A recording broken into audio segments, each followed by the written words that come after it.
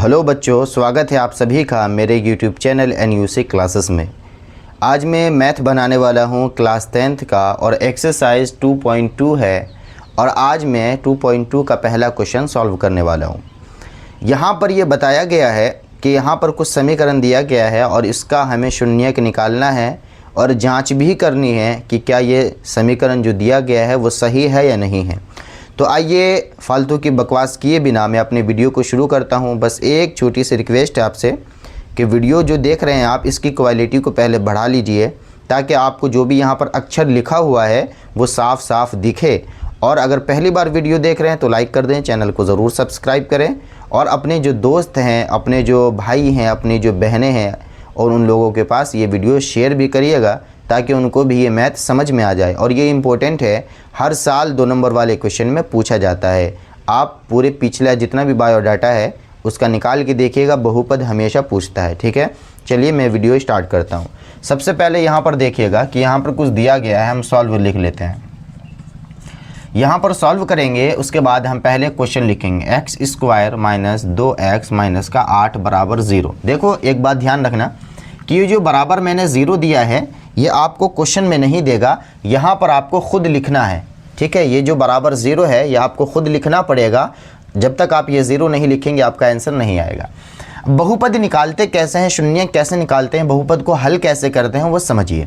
सबसे पहले एक बात मैं आपको बताता हूँ कि ये जो 3 है ना, 1 2 3, इसको हम x मान लेते हैं, बीच वालों को हम b मान लेते हैं और a को, पहला को a, दूसरा को b और तीसरा को हम c मान लेते हैं। ठीक है, अब हमको क्या करना होता है, दो चीज़ का सबसे ज़्यादा ध्यान रखना है।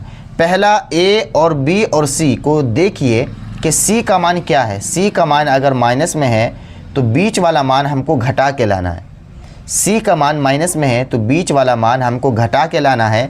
अगर ये प्लस में है तो ये जोड़ कर लाना है। अब करेंगे कैसे, देखो सबसे पहले a को c से क्या कीजिएगा, आप गुणा कीजिएगा। तो 1 को a से लेकर z तक में 1 छुपा रहता है। 1 को अगर 8 से गुणा करेंगे तो 8 आएगा।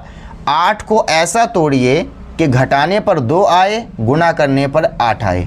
ठीक है, ऐसा तोड़िए कि घटाने पर 2 आए और गुणा करने पर कितना आए, 8 आए। तो देखो 4 दूना 8, 4 में से अगर 2 चला जाएगा तो 2 बचेगा और 4 को 2 से गुणा करेंगे तो 8 आ जाएगा। समझ में आई बात। चलिए मैं आपको अब ये बनाकर दिखलाता हूँ। सबसे पहले जो शुरू वाला है पहला, उसको ऐसे ही लिखा जाता है।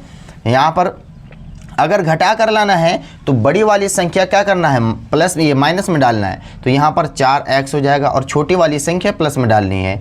माइनस क्या होगा, 2x और माइनस का यहाँ पर 8 बराबर 0। समझ में आ रहा है। उसके बाद देखिएगा, अब यहाँ पर हमको जोड़ा बना देना है। अगर हम एक x को कॉमन लेते हैं तो एक x अंदर बचेगा और माइनस का 4 अंदर बच जाएगा और ये x से ये x क्या हो जाएगा, कैंसिल हो जाएगा। अब यहाँ पर देखिए प्लस का क्या है, 2 अगर हम कॉमन लेते हैं तो यहाँ पर x अंदर आ जाएगा, माइनस और प्लस यहाँ पर माइनस हो जाएगा। और अगर 2 को 8 से भाग देंगे तो यहाँ पर 4 बचेगा। ठीक है, और बराबर का 0। समझ में आ रहा है। अब हम क्या करेंगे, इन दोनों डब्बों में से किसी को भी एक बाहर निकाल लेते हैं। जैसे x माइनस 4 हो गया और ये वाला x यहाँ पर, उसके बाद ये वाला प्लस का 2 एक साथ कर लेते हैं। ठीक है, अब यहाँ पर एक लकीर मारेंगे और x माइनस 4 बराबर 0 कर लेंगे, इसमें भी 0 देना है। उसके बाद x प्लस का 2 बराबर भी क्या करेंगे, 0 देंगे। समझ में आ रहा है। अब हम क्या करेंगे, x बराबर करेंगे तो ये माइनस का 4 था, बराबर के जब उधर जाता है तो क्या होता है, अपना चिन्ह चेंज कर लेता है। तो ये प्लस का 4 हो गया। अब यहाँ पर x बराबर करेंगे, ये प्लस का था तो उधर जाके क्या हो जाएगा, माइनस का 2 हो जाएगा। तो इसी को हम लोग अल्फ़ा बोलते हैं और इसी को हम लोग क्या बोलते हैं, बीटा बोलते हैं।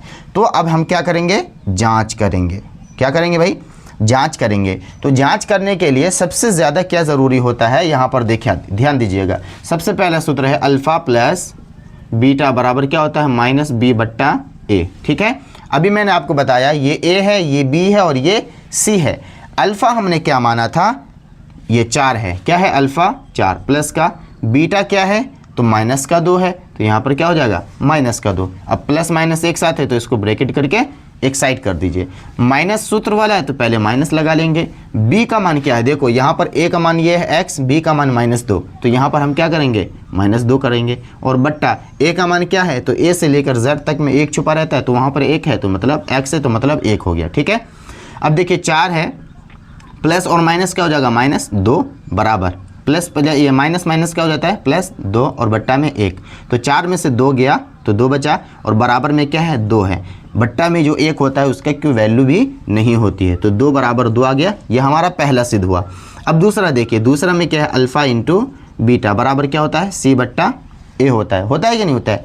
तो अल्फ़ा क्या था भाई हमारा, तो अल्फ़ा हमने क्या माना, यहाँ पर ध्यान दीजिए 4 है तो यहाँ पर हम 4 लेंगे, गुणा बीटा का मान क्या है, बीटा का मान मतलब हमने बीटा को क्या माना था, ये -2 हो गया। अब बराबर कर देंगे, C का मान क्या है, देखिए C का मान यहाँ पर -8 है तो यहाँ पर क्या करेंगे, -8 बट्टा A का मान क्या है, 1 है। 4 को 2 से गुणा करेंगे तो क्या हो जाएगा, 8, लेकिन -2 के साथ है तो यहाँ भी क्या लगेगा, माइनस लगेगा, बराबर में क्या है, -8। अब बट्टा में जो 1 होता है उसकी कोई वैल्यू नहीं होती, तो हमारी क्या होगा, यहाँ पर आंसर आ गया। तो उम्मीद करते हैं कि आपको ये बनाने आ गया होगा। आप एक बार इसका स्क्रीनशॉट ले लीजिए ताकि आपको बनाने में काफ़ी आसानी हो जाए। तो उम्मीद करते हैं कि ये बात आपको बहुत अच्छे से समझ में आई होगी। तो बराए मेहरबानी फिर से बोल रहे हैं कि वीडियो को लाइक कर दें, चैनल को ज़रूर सब्सक्राइब करें और अपने जो भाई बहन हैं जिसके साथ भी आप तैयारी कर रहे हैं उनको ज़रूर शेयर करें। ठीक है, बाय।